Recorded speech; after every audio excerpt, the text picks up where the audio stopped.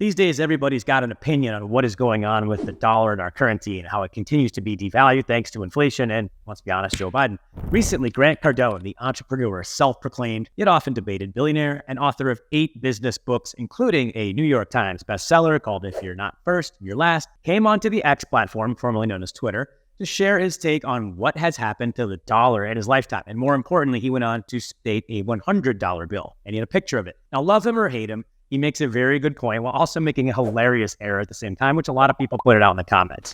And he said, "The big scam still says it's $100 even though it's 4 cents. In my lifetime, the USD has lost 96% of its purchasing power." I guess that's my Grant Cardone. Now, as many commenters pointed out, actually it's worth $4. So yeah, Cardone's math was a little bit off in this video, but that is still a major drop in value. Now, he's 66 years old. So let's say he got that $100 at birth. And to put that in simple terms, right now that has the buying power of $4. Ouch. He went on to write, "It's lost 25% of its purchasing power since 2020. If you knew it was going to continue to go down, what would you trade for it?" As you could probably guess, there were a lot of comments on this and it went kind of viral.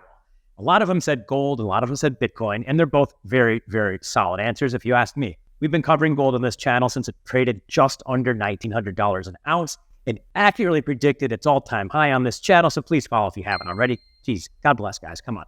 We also started covering Bitcoin around 38,000, a little late to the game, but unless you've been sleeping under a rock, you also know that it is pumping over 70,000 right now. I'm not telling you to buy either, but I do hold both for my own disclaimer reasons. I firmly believe that parking money somewhere outside the dollar bill is something you need to consider. Look, we printed $4 trillion of currency, and the battle against inflation is clearly not working. I covered the prices of groceries in a prior video, so please make sure to check that out. And I gave you a great tomato, tuna, and cheese recipe, as they're about the only foods that haven't skyrocketed. That was a joke. Those foods are just really cheap right now, but I don't think anyone wants a recipe of those ingredients. Just, I don't know. Cardone said in other tweets referencing the loss of value that the dollar has suffered and mentioned specifically that his money is going into real estate. Sound investment, I'm on board with that. He went on to say, "I trade my dollars for real estate. Real estate gives me the following: income to outpace my expenses, appreciate while dollars depreciate, and tax breaks to offset government spending." He's right about all 3 of those. Real estate's a fantastic investment. It's where he's made a lot of his money in his life. I can't disagree with this take because I do own real estate myself and believe in the asset class as well. But the rates, as well as the hard dealings we're having right now with lenders, basically means not everybody can buy real estate right now. Plus, you got to pony up a down payment to buy real estate, and that's getting a little bit more difficult. So people don't always have that option. The right play right now is gold. You can buy gold pretty much everywhere. Even Costco is selling gold and even silver. There's a coin dealer just about every suburb in the United States. And if you really want to safeguard your biggest asset, you got to ask yourself, what is that? What is my biggest asset? It should be retirement. Now, hopefully you've been saving for retirement since you started working. For me, that was age 18, and putting that away and contributing to it. So no matter what age you are, you should have a solid foundation of retirement savings. Now, people out there are going to be at different levels all the time. You know, these accounts are usually made up of stocks, bonds, and mutual funds. And you don't really get any, say, diversity by doing that. You don't really get to say how it's invested if you're working with a financial planner or your company just does this for yourself. But thinking about making a move to safeguard this is where your head should be at right now.